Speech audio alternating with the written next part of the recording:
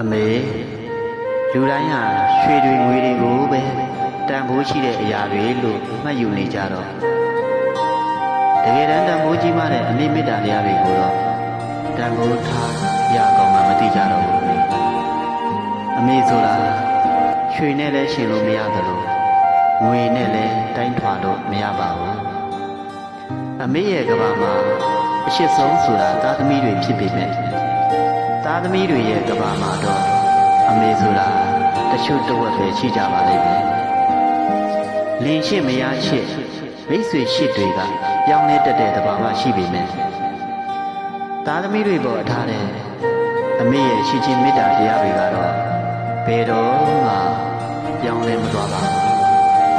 အစားတို့မရတဲ့အမေရဲ့မေတ္တာတရားအမေရဲ့ကရုဏာတရားတွေကိုသားသမီးတိုင်းတန်ဖိုးထားတတ်ကြရင်သိကောင်းပါပဲဗျာ